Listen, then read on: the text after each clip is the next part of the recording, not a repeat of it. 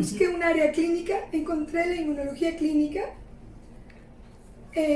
y me di cuenta ahí que no era lo que yo esperaba. Yo esperaba un servicio donde viera padecimientos rarísimos y que la gente estuviera muy mal. Y no, fíjate que me encontré con un servicio donde veíamos a muchos pacientes con rinitis, con asma, y al principio me enojé. Yo no quería eso, yo quería como la ciencia ficción. Pero con los días me di cuenta que cambias la vida de un paciente interviniendo con una enfermedad alérgica, le cambias la vida no solo al paciente, sino a la madre, al padre, a los hermanos. Es impactante de verdad lo que uno puede lograr interviniendo un paciente en forma inmunológica cuando tiene un padecimiento alérgico. Y por supuesto me enamoré de la especialidad, me convertí una alergóloga e inmunóloga enamorada de lo que hace, y pues desde hace ya más de 25 años que me dedico a la inmunología. ¿Y qué hace el inmunólogo y cómo resuelve el tema de la alergia? Bueno, la inmunología es parte de la alergia, o la alergia es parte de la inmunología. La inmunología es cómo responde el sistema, cómo responden las células, cómo producen o no producen anticuerpos para una enfermedad. Y en el caso muy particular de la alergia es una alteración, una disregulación, es decir, lo que debería ser un mecanismo de defensa, un anticuerpo que te defiende. Hay casos muy particulares de personas que ese anticuerpo no los defiende, los ataca y produce un fenómeno alérgico. Es complicado a veces entender que es el propio sistema inmune el que está dando el daño, pero así es.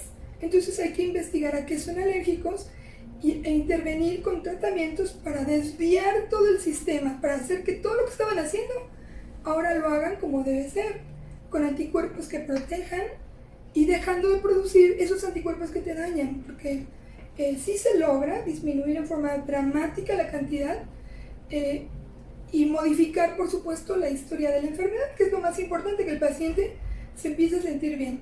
Al inicio casi todo el mundo se alarma imaginándose que tienen que estar varios años con tratamiento, pero conforme van pasando los meses, están muy contentos, muy felices porque su vida les cambia. La realidad es que cambia vidas, es una especialidad que hace que ningún alergólogo que yo conozca no valora esa parte del contacto con el paciente y cómo modificas toda su historia.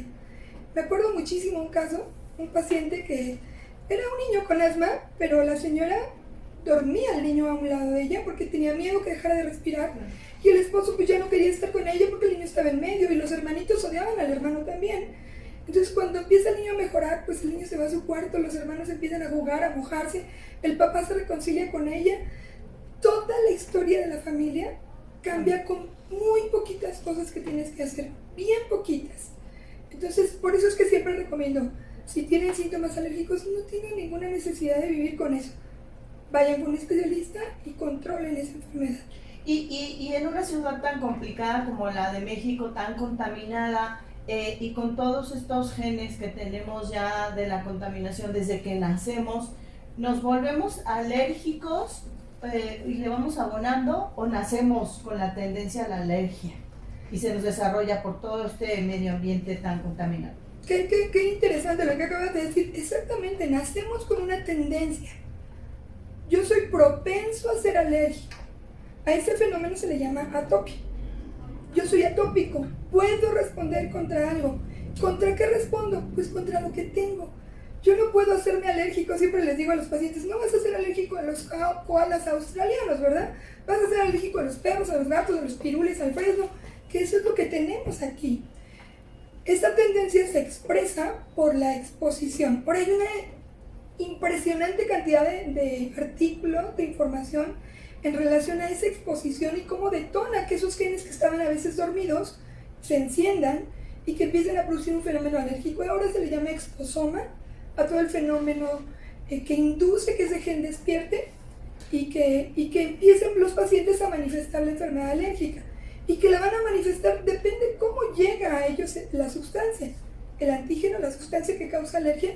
Pues puede que te peguen los ojos y te da conjuntivitis, pero si la respiraste primero te da rinitis y después de un tiempo te va a dar asma porque pues todo lo que entra por aquí va para acá. Entonces son enfermedades hermanas, vienen juntas casi todas y dependen totalmente de la exposición. Pero entonces, si nazco con esta predisposición, solo me falta lo que existe, que es la exposición. Así es. Y no lo voy a poder evitar. Entonces, lo ideal sería no nacer con la exposición, porque hay quienes no nacen con esta predisposición, más bien con la predisposición, y están igual inmersos a la exposición y nunca les va a pasar nada. Eso sería lo ideal. Imagínate que todas las personas que tienen esa tendencia genética escogieran a la pareja y escogieran todo. No podemos, el amor es ciego, entonces casi siempre se casan alérgicos con alérgicos, parece que se atraen unos a otros y los pacientes expresan la enfermedad, pero no la expresan cuando tienen ciertas protecciones en relación al sistema inmune. La lactancia materna exclusiva durante el primer año es una de las pocas cosas que conocemos que cambian la historia natural de la enfermedad. O sea, el paciente puede ni siquiera jamás ser alérgico por haber tenido una alimentación al seno materno. O el tipo de alimentos que ingiere, ahora sabemos, antes decían, no le des huevo, no le des X proteína. Rojo. Pero ahora sabemos, sí, dáselo, pero que no toque su piel. La exposición en la piel es donde aumenta la expresión de las enfermedades. Lo que come el niño se hace tolerante a lo que come, pero no necesariamente a lo que toca. Entonces, protegemos mucho la piel del bebé, mucho, con muchas cremas. Hacemos que el niño pues tenga una ablactación, la introducción de los alimentos normal, como cualquier niño, y vamos vigilando. Obviamente, me hago alérgico si tengo una exposición masiva. Por ejemplo, si en mi casa siempre limpian y no tengo perros y no tengo gatos, pues mi contacto externo es muy poquito. Pero si adentro de mi casa tengo muchas alfombras, muchos animalitos, y pues me estoy exponiendo masivamente y es mucho más fácil. Cucarachas. O cucarachas, a que me haga alérgico a eso. O sea, no puedes meterlos en una burbuja, pero sí disminuir la cantidad del exposoma. O sea, menos alérgenos, menos posibilidad de respuesta. El organismo va madurando y a lo mejor va a ser una respuesta, pero no tan severa, y a sustancias que pueden ser externas. Es mucho más sencillo evitar que el paciente tenga un perro, pero no puedes evitar que respire todo el verano porque afuera hay pólenes. Cuando son los alérgenos externos, pues damos inmunoterapia y es mucho más fácil porque esos alérgenos no están todo el día. Lo más difícil es lo que está toda la noche en mi casa, todo el día en mi casa. Eso es lo más complicado. Por eso es lo que más cuidamos. O sea, si tienes atopia, es decir, tienes genética, pues no tengas alfombras, no metas animalitos a tu casa, nutre bien a tu bebé, dale leche materna, no fumen adentro de la casa. Y seguramente con eso bajas en forma importante la exposición que puede dar una enfermedad grave. He visto en algunos videos en donde los bebitos recién nacidos duermen con la mascota y la mascota los está lamiendo y eso no puede llegar a generar o quién sabe. No puede o no lo sabemos. O sea, sí hay una importancia de las mascotas en la edad pediátrica.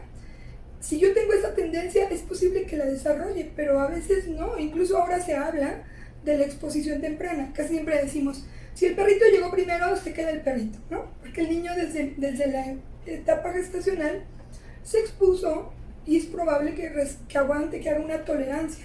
Pero puede ser un poquito paradójico, a veces no. A veces pues nace y empieza a tener síntomas y cuando se da cuenta pues ya tiene molestias por esa sustancia. No lo podemos predecir al 100%, se recomienda de hecho tempranamente la exposición pues a todas esas sustancias, que el niño ande descalzo, que el niño tenga un animalito que coma bichos. O sea, es algo que siempre que siempre hemos cuidado, pero hay algo que antes hace mucho le llamaban la teoría de la higiene, ya no se llama teoría de la higiene, pero sigue siendo vigente el mecanismo en el cual un paciente pediátrico que se expone a muchas bacterias desarrolla una respuesta inmunológica contra ellas mucho más sólida, más fuerte y hace que haya menos alergias. Si tú has visto en la calle a los niños que limpian los vidrios usando spray salbutamol, no, claro que no. Ellos se exponen a muchas bacterias, inmunológicamente tiene un sentido, ¿verdad? Ellos hacen una respuesta inmunológica de tipo TH1 que es contraria a la TH2 y la TH2 es la alérgica. ¿Sí? Aquí se encuentra la alergia.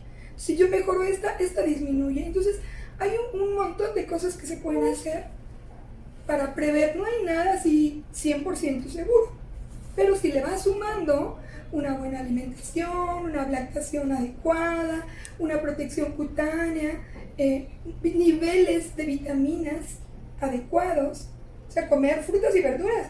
Parecía como anuncio, pero es la realidad. Tienes que comer frutas y verduras, porque ahí van las vitaminas que van a regular el sistema inmune. Ellas no te lo aumentan, ellas participan en algunos puntos del mecanismo inmunológico. Entonces tienen que comer frutas y verduras. Cuando yo estaba estudiando no quería, yo decía, vitaminas no, olvídelo señora, eso no le va a servir. Pero con el tiempo te vas dando cuenta de que cada proceso inmunológico puede estar con la participación de una vitamina. Entonces ahora se sabe mucho ya de la importancia de la vitamina D en la alergia, en el control de la piel, la vitamina A, la vitamina C, en contrarrestar virus. Y pues ahora realmente sí le damos mucho énfasis al uso de vitaminas también, a dormir bien, a hacer deporte moderado, porque eso aumenta la respuesta inmune. Y ahora con el COVID, por supuesto que estudiamos un montón de cosas que estimulan la respuesta inmunológica, cosas que eran totalmente desapercibidas antes, como las vitaminas o como la meditación.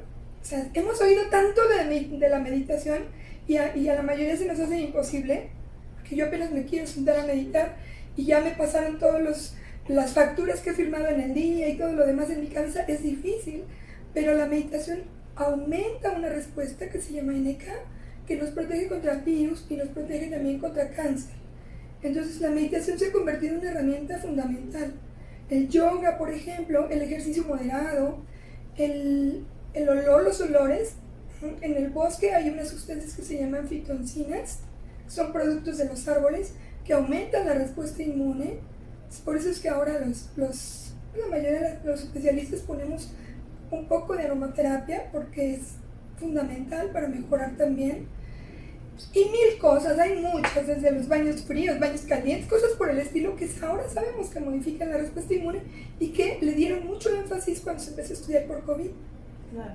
Y ahora el COVID como que ya nos abrió la puerta para buscarle otros mecanismos de mejora. Claro, y eso está interesante porque a lo mejor si no hubiera venido esta pandemia tan cruenta, ¿no?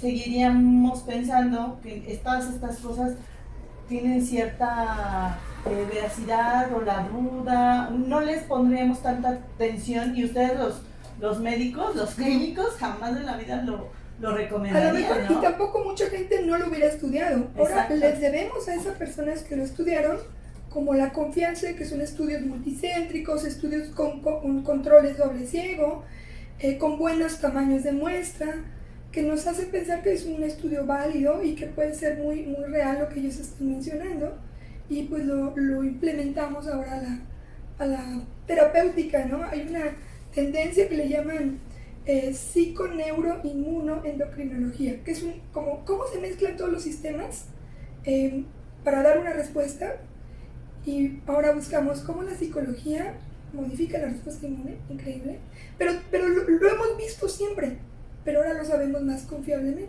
Lo hemos visto desde Galeno. Él se había dado cuenta que las mujeres tristes, melancólicas respondían mal al cáncer, por ejemplo, y que las mujeres con mejor actitud y divertidas les iba mucho mejor en el cáncer.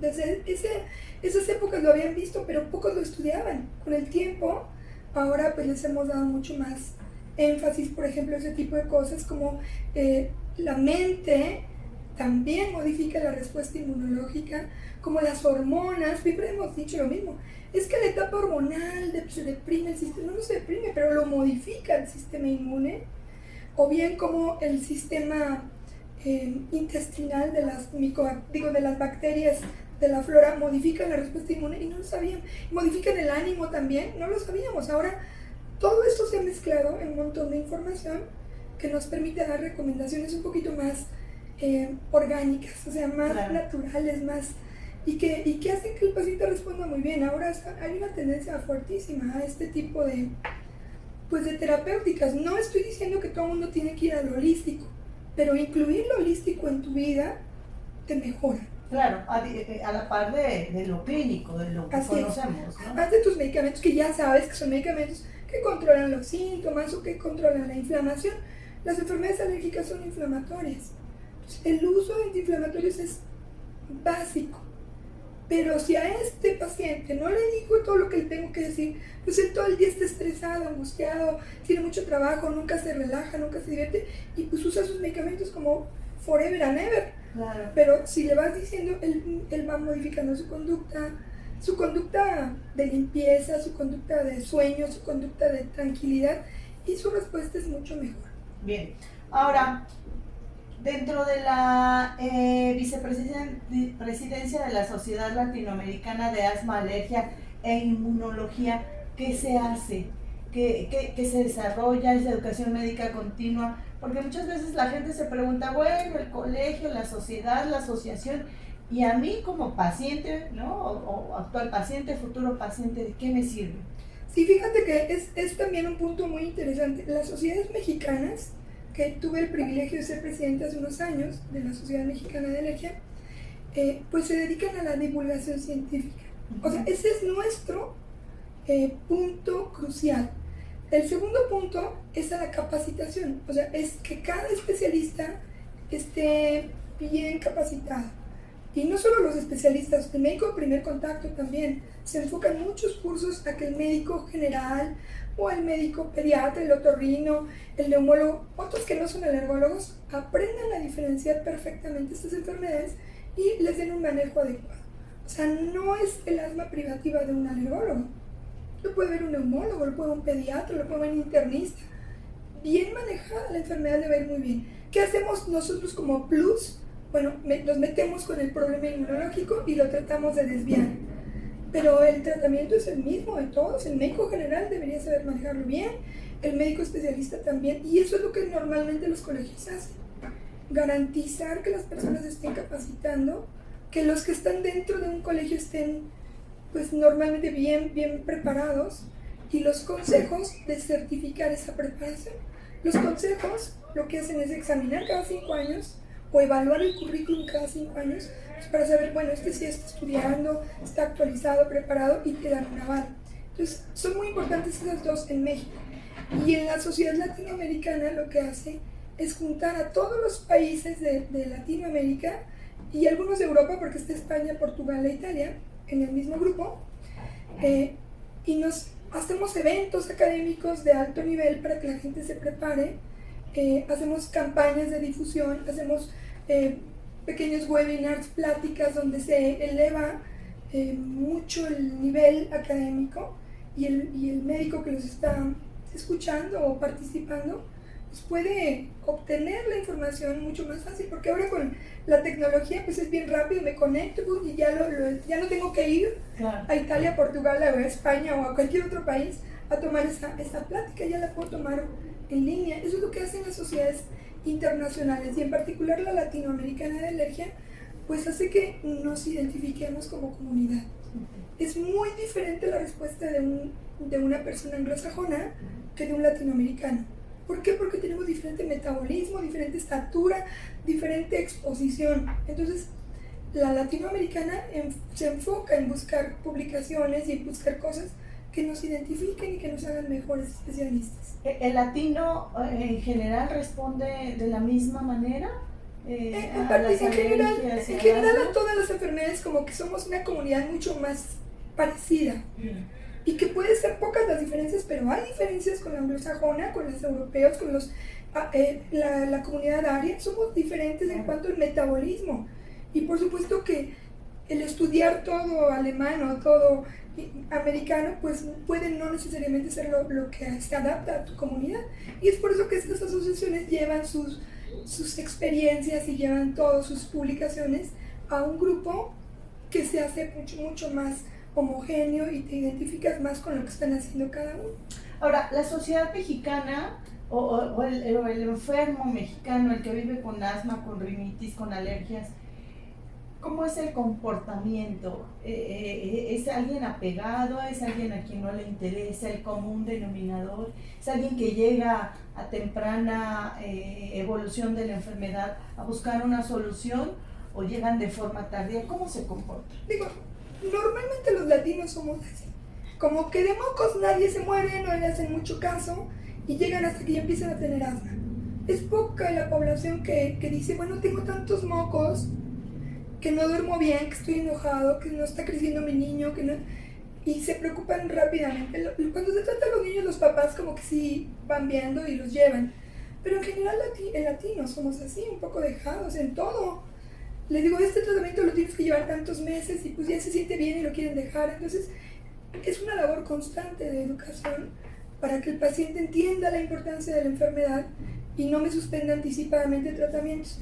Es una lucha que no sé, a lo mejor no la tienen otras comunidades en el mundo, pero aquí es algo de todos los días y que a veces hasta lo entendemos, ¿no? Ya sé que se va a sentir bien, que baja el medicamento y que en 3 meses va a regresar enfermo.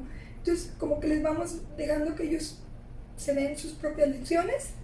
Ya viste que si suspendes, como, entonces no suspendas, empecemos otra vez, tomemos todo en control. El paciente bien controlado se siente muy bien.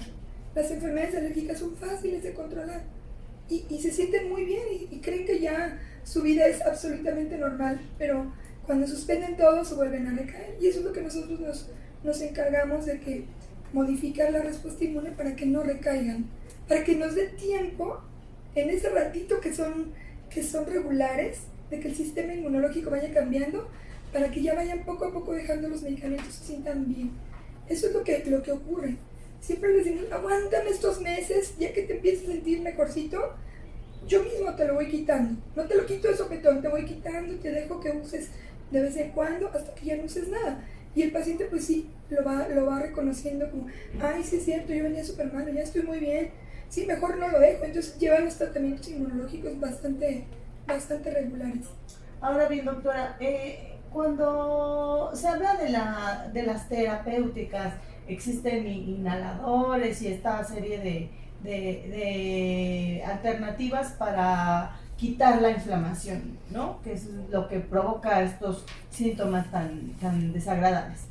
Pero también existen las terapias, ¿no? Las vacunas que se inyectan de los alergenos y las sublinguales. Pero mucha gente también le tiene como un poco de pavor, ¿no? O piensan que van a ser las vacunas para el resto de la vida, que son tratamientos sumamente costosos, y entonces de pronto ya no quieren utilizarlos o se niegan a la posibilidad incluso de hacerlo y se van con su asma o con su alergia descontrolado, que puede ser un asunto serio. ¿Qué hay al respecto? ¿Cuál es la parte bella de esto? La parte bella es que los mejores tratamientos son locales. O sea, no te tienes que estar tomando medicamentos, los sprays nasales o los inhaladores bronquiales son los más efectivos. Entonces, esa es una parte muy bonita porque el paciente, si lo entiende, se da cuenta que no está intoxicando todo su organismo, ¿no? Que es una de las cosas que diga, es que no me gusta porque tomo mucha medicina. Pero no la tomas. Exacto. Y poco a poco va entendiendo que si modificamos la respuesta inmunológica va a dejar de tomarlos. Es complicado, de verdad es complicado. Sin embargo, México en todos los sectores saludes de gobierno tiene los servicios de alergia e inmunología en forma gratuita, pues. O sea, sí, mucha gente pues no quiere ir a una institución pues porque se tarda, porque no tiene tiempo en las mañanas y van a la consulta privada. Pero lo tenemos en las instituciones de gobierno. Ni siquiera tendríamos por qué pensar, es algo muy costoso, lo tiene todos los sectores, tanto militares como Seguro Social y Salubridad, todos tienen esa especialidad y que los medicamentos pues sí se les da, pero también se les van quitando, no los hacemos esclavos, es complicado, como tú lo dijiste hace rato, pues la mayoría no queremos tomar mucho medicamento, pero entenderlo y que el medicamento local es lo más noble que hay, es la parte fundamental, porque no tiene que pasar por tu hígado, riñón, corazón, cerebro para llegar al pulmón. Te lo pones directo y llega al pulmón rapidísimo y mejoramos la respuesta. Lo mismo con la nariz, o lo mismo con los ojos, a veces con la piel. La piel a veces es más complicadito, pero los tratamientos cutáneos en dermatitis atópica son geniales. Y eso obviamente va provocando que el apego sea mejor. Por eso es que ahora hay tanta medicina local. Ya no hay tanta tomada. Sí hay, claro. Y es útil, buena y útil. Y cada día hay medicamentos más nobles. que pues la industria farmacéutica a eso se dedica, a buscar que no te pase por el hígado, el riñón, el corazón o el cerebro, y ya hay unos que no pasan y que aún así te mejoran. Entonces tenemos que ir poco a poco educando al paciente. El paciente alérgico es bastante noble porque se da cuenta rápido de las mejorías y se va haciendo muy, muy apegado a los tratamientos. A mí me da mucha risa porque los niños son los mejores. Ellos se levantan, mamá, mi vacuna. Eso no lo puedo comer. O sea, veo a un niño que es alérgico y pregúntale, y ellos mismos se cuidan, aprenden a cuidarse. Y ya después ya no se cuidan nada, ¿verdad? Ya andan descalzos y mojándose y haciendo todo porque ya se sienten bien.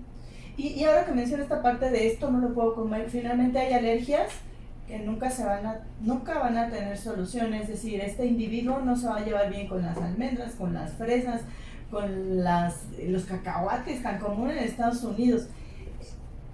¿Esto sigue siendo una realidad? Todavía. O sea, sí hay en el mundo estudios donde están haciendo pruebas con algunas vacunas de tipo oral o cutáneo en parches en contra de alergia a medicamentos, a alimentos, perdóname. Sin embargo, todavía no hay algo tan confiable como para decir, se te va a quitar con esto, todavía no lo hay, tenemos que ser muy honestos, y si yo soy alérgico a un alimento, pues no lo como y punto. Y ahí está la solución. Esa es la solución, no lo comas. Que es un problema, imagínate si un paciente alérgico a la soya, que es bien difícil, pues tiene que estar revisando porque hay soya en todos lados. O al huevo, ¿no? Al huevo, al trigo, por ejemplo, o a la leche. A la leche es menos complicado porque a la leche hay muchos alimentos ya que vienen con las proteínas desnaturalizadas para esto. Pero sí es complicado con estos casos. Finalmente, doctora, ¿cuál sería su mensaje a la población en tiempos de COVID, ¿no? Que están tan presentes ahora y tan recordados los pulmones, las vías aéreas, y ahorita en estas épocas, ¿no? En invierno, que se exacerban estas enfermedades, pero también en verano, como usted decía, ¿no? Los pólenes, que los que vivimos con una alergia sabemos que a veces en el mar la vida no es tan sabrosa, o viceversa, ¿no? Sí, por supuesto. Bueno, afortunadamente el COVID cada día se ha convertido en nuestro compañero, nos sopla todos los días al oído el COVID, y cada vez menos pacientes graves. Y en relación COVID-alergia hemos aprendido muchísimo. Teníamos terror al inicio y pensábamos que los pacientes asmáticos iban a poner muy mal, y la realidad es que no. El paciente alérgico no le va tan mal, le va muy bien con el COVID. De hecho, comparativamente con otros, les va mucho mejor que en algunas otras poblaciones. Sin embargo, bueno, eso no significa que se van a descuidar, tienen que vacunarse, tienen que evitar la exposición en lugares cerrados y entender que pues ya se va a quedar con nosotros, igual que influenza. Cada año le esperamos, nos vacunamos, no sabemos ahorita con qué regularidad nos vamos a vacunar. Todo esto estamos aprendiéndolo, pero tenemos que ir como filtrando en nuestras comunidades. Tenemos que vacunarnos, tenemos que cuidarnos. Yo creo que para siempre, ¿verdad? No va a ser algo tan sencillo de evitar, y no tener más miedo por ser alérgico. Aún el alérgico le puede ir muy bien. Claro. ¿Algo más que le gustaría agregar, doctora? No, Liliana, muchísimas gracias. Solamente agradecerte nuevamente el permitirme hablar con tu público, que tienes un público bastante generoso por escucharnos, y que se dé cuenta que las enfermedades alérgicas cada día hay más, es cierto, cada día hay más, y que cada día hay más cosas que nos permiten llevar estas enfermedades a una vida absolutamente normal. Pero hay más, hacer un paréntesis, hay más porque hay más recursos para poderlas diagnosticar, o porque el ambiente hay más alérgenos o estamos más expuestos. ¿Por qué sería que hay más? Yo creo que las dos cosas. Uno, sí, por supuesto, ahora se diagnostican más fácilmente, y dos, es porque los alergenos, no solo el alergeno, la contaminación, el cambio climático, todo nos hace más frágiles, hace que nuestras mucosas se resequen más, o que se irriten por la contaminación o por el humo del cigarro, y que más fácilmente penetren esos alergenos. Aparte, los alergenos también se hacen más potentes por los combustibles que se están en el medio ambiente, los van potencializando y ahora son más poderosos para causar alergia. Entonces son muchos factores los que van haciendo que cada día haya más alergias, que sí. O sea, cada vez que alguien me pregunta, es real. Y incluso se calcula que para unos cuantos años, más del 50% de la población pediátrica tenga síntomas alérgicos. Y esto es dramático, porque el niño, aunque sean mocos y aunque sean estornudos, puede desarrollar una enfermedad mucho más grave como el asma, y tenemos que desde muy pequeños hacer diagnósticos. Hay muchos estudios que demuestran que la población pediátrica, más del 40% tiene síntomas, pero no necesariamente llegan al diagnóstico. Muy poquitos llegan al diagnóstico. Entonces tenemos que cada día ir educando más a la población para hacer diagnósticos tempranos y por supuesto tratamientos oportunos.